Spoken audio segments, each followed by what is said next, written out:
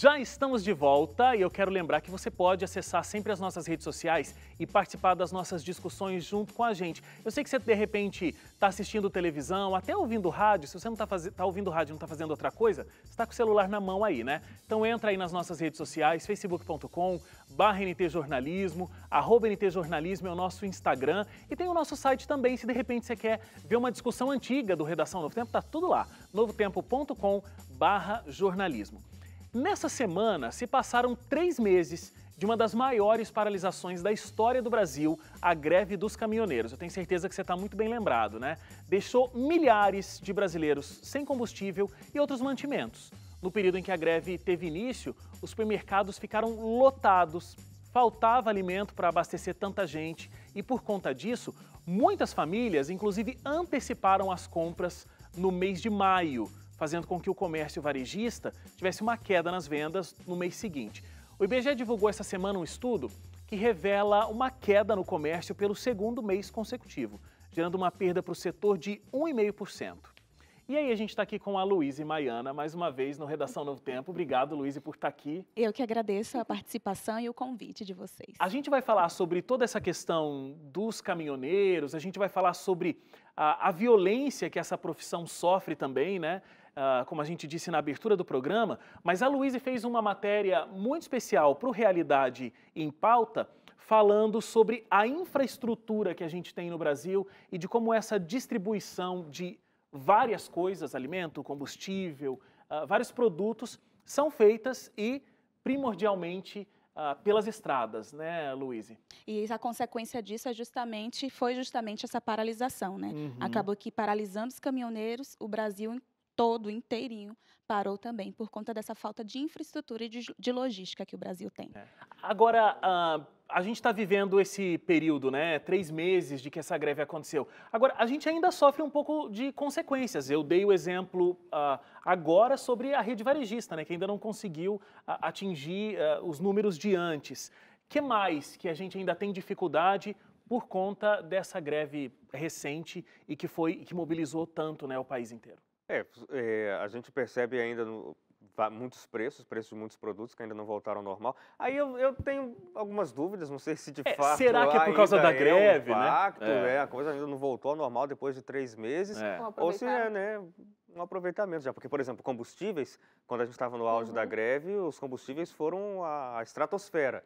A greve se regularizou, o abastecimento voltou ao normal, mas o combustível não voltou a ter o preço normal, o preço que estava antes da greve. Apesar de que a gente tenha a política de preço da Petrobras, que é de reajustes constantes, mas mesmo com os reajustes constantes antes da greve, estava mais baixo do que depois, e não Agora voltou. sim, economistas alegam que, inclusive, a expectativa de crescimento do PIB de mais de 4% já não vai ser mais essa expectativa por influência também da greve, que aí ali a greve, a Copa do Mundo e agora esse evento das eleições. E aí, recentemente, o IBGE também fez essa publicação do número de desempregados e muita gente também associa isso, porque deu uma desconfiança, prejudicou as exportações, então o índice de confiança do investimento aqui para dentro do Brasil foi afetada, a contratação acaba sendo afetada também. Você sabe o que eu acho extremamente interessante? É que, assim, quando essa greve aconteceu e todo mundo sentiu o impacto, parece que foi quando a grande maioria dos brasileiros descobriram todo o poder que a estrada tem e de como a maioria esmagadora dos nossos produtos passam pelas vias terrestres. De fato, o caminhão é o transporte para que tudo chegue nas prateleiras dos supermercados, enfim, dentro da nossa casa. Todo mundo viu o poder, né, que os caminhoneiros têm justamente por tudo isso. Quando, na verdade, a gente já poderia trabalhar outras formas para que esses produtos pudessem transitar, né, Luíse? Com certeza. Pela Confederação Nacional do Transporte, 72% do transporte de cargas no Brasil fica sob a responsabilidade das ferrovias. Então, a maior rodovias, parte... né? Das rodovias, perdão. Então, a maior parte fica de responsabilidade... Você falou ferrovias porque justamente seria uma alternativa, né? Assim, eu trouxe uns dados aqui que eu achei super legal, que é uma comparação dos meios de transporte. Então, por exemplo, se a gente investisse nas hidrovias, uma barca é capaz de carregar 1.500 toneladas. E aí 1.500 toneladas que uma barca carrega, daria para a gente carregar 15 vagões de trem. E esses mesmos 15 vagões, que carregam 100 toneladas cada um, poderia carregar 55 caminhões. Então, é isso que encarece muito, né? E aí entra essa questão da falta de segurança, porque se está tudo centralizado ali nos caminhões, a gente tem cargas valiosas, a gente tem péssimas condições nas rodovias. Aí entra essa questão que você comentou da segurança dos caminhoneiros. A gente comentou ali que essa profissão, ser caminhoneiro, é uma das profissões de maior risco que a gente tem no Brasil. É a profissão onde as pessoas mais morrem atuando profissionalmente, né? Sendo caminhoneiros. Posso só colocar uma coisa? E caminhoneiras, temos mulheres também. Posso só colocar uma coisa antes de a gente entrar nessa questão da segurança, que tem a ver com tudo que aconteceu, né, 3 meses atrás, do motivo da greve dos caminhoneiros, um dos motivos, e inclusive, assim, se você costuma viajar um pouco mais de carro, acaba sentindo isso. Pouco depois da greve dos caminhoneiros, no mês de julho, eu fui para o estado de Goiás, de carro, com a minha esposa, para poder ver a minha família lá. Minha família não é de Goiás, que nem a família da Suzaine, mas eles são então, de Brasília. Você falou de jeito pareceu a gente se encontrou lá no caminho. Ok. Mas qual é o ponto? Nessa viagem, eu passei por vários lugares do estado de São Paulo, passei pelo estado de Minas Gerais e cheguei no estado de Goiás. A diferença no valor dos combustíveis, dependendo do lugar onde você estava, varia absurdamente. Absurdamente. E esse era um dos grandes pontos, uma das grandes reclamações dos caminhoneiros, e continua sendo, porque isso não mudou, mesmo 3 meses depois. Por quê? Porque o caminhoneiro, ele sai do Rio Grande do Sul para levar uma carga no interior de Pernambuco, ele vai passar por um monte de estados que o valor do diesel e também do óleo diesel, etc., do pedágio e tudo mais, varia tanto que isso compromete muito o lucro mínimo que ele precisa ter para poder pagar as contas dele, etc. Claro. Então, quando eles pararam o Brasil inteiro, um dos principais motivos era esse. Olha, a gente precisa ter uma política onde o valor dos combustíveis não varie tanto aqui dentro do Brasil, porque senão fica impossível a gente poder trabalhar nisso.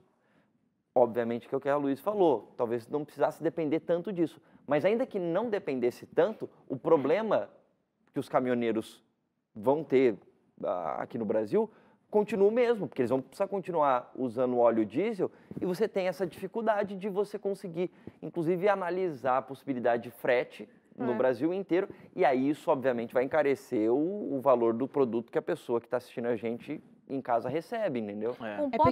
É um efeito cadeia. Um ponto de interrogação e intrigante, para mim, eu não sei se a Luísa, quando fez esse documentário, né, ela apurou sobre isso, né? Eu sei que a gente vem de acho que uma herança de um governo de abrir estradas, né? Governar é abrir estradas, e começou esse processo de abrir estradas e mais estradas, e focamos nisso, esquecemos de outras formas de escoamento. Como, por exemplo, isso é antigo, né? Porque isso é de 1930 e pouco. Essa frase, governar, o governar é abrir estradas, se eu não me engano, é do Washington Luiz. Então, e aí a gente veio dessa fase, né? E ninguém mudou, nenhum governo mudou essa forma de pensamento. Tem a Transnordestina, o Hélio me corrija se eu estiver errado, uma ferrovia que foi aberta, já gastou não sei quantos bilhões e ainda precisa de não sei quantos outros bilhões para terminar, e ela simplesmente está parada. Um dinheiro que foi investido, que está parado, envolveu a vida de outras pessoas também, porque muita gente mudou para poder trabalhar nessas ferrovias, né, e tudo que envolve, abriram seus comércios, e agora estão desempregados simplesmente, né, em algumas cidades, principalmente, se eu não me engano, ali em Pernambuco, que eu vi um documentário, lamentável a situação das pessoas que estavam envolvidas na ferrovia e agora estão desempregadas. Então, assim, a gente teria essa estrutura, né? Teria como fazer, a gente tem rios e tal, mas a gente não vê um movimento nesse sentido, né?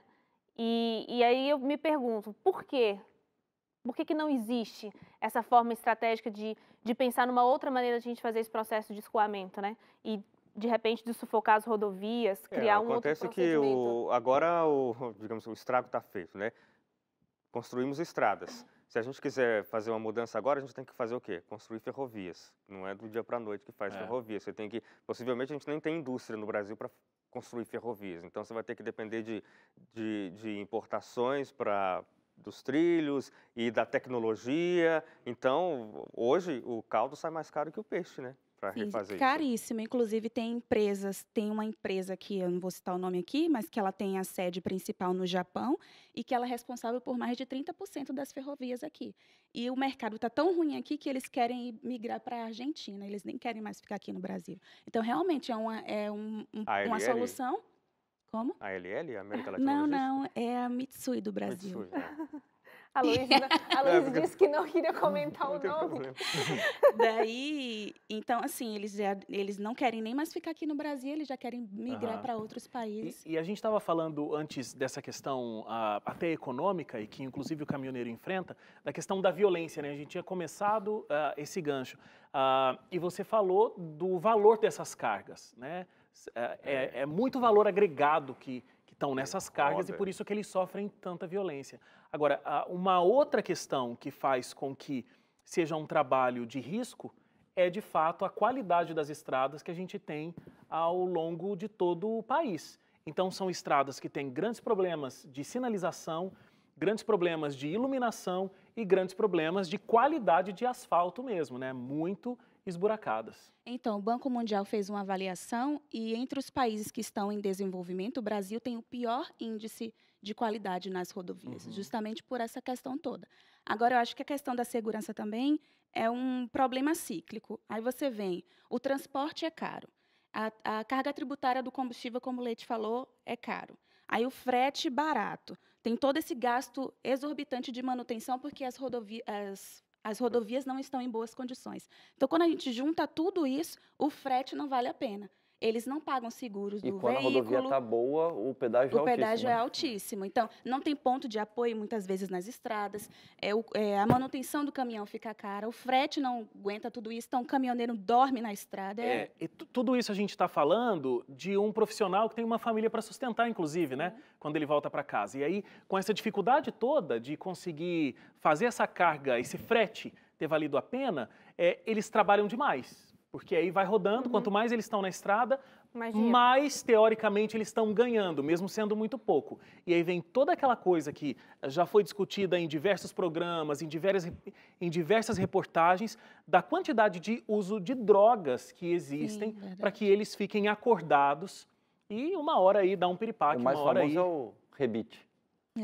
A CCR Dutra até que tem um projeto bem legal de assistência médica, odontológica, os caminhões que estiverem passando por aqui. Onde? Na Dutra? A CCR Dutra é essa concessionária. É tão complicado, né, gente? Porque depois que teve todo esse levante e talvez até uma busca em melhoria dos salários, né, de aumentar, não o salário, né, o aumento do frete, ter uma margem de lucro maior, algumas empresas assim até cogitaram a possibilidade de, em vez de terceirizar o frete, né, ter a sua própria frota, porque dependendo do valor que tivesse o frete do caminhoneiro, compensaria a empresa ter a própria frota, né? Então, ter o seu próprio caminhão, o seu próprio motorista ali assalariado.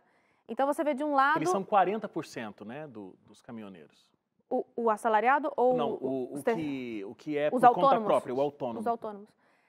Então, assim, fica essa situação, né? Se eles tentam melhorar de um lado, de repente podem perder a oportunidade de emprego, né? Digamos assim, a oportunidade de negócio, porque daí a empresa vai, então, ter a sua própria frota.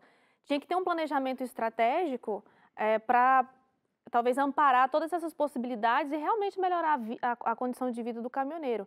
Porque se isso continuar, essa busca que a gente vê inconstante, né? Aliás, constante, de cada vez mais ele dormir menos para poder conseguir pagar as contas, é um problema muito sério, né? Eu não sei se o Wagner tem os dados, mas como a gente falou no início, é o profissional que mais morre em atividade de trabalho, né, por conta de acidentes, é o caminhoneiro. E não é só acidente, não. Tem muito esse negócio, é super comum. Você anda na estrada, você vê vários caminhoneiros que eles param no posto, etc., para poder dormir.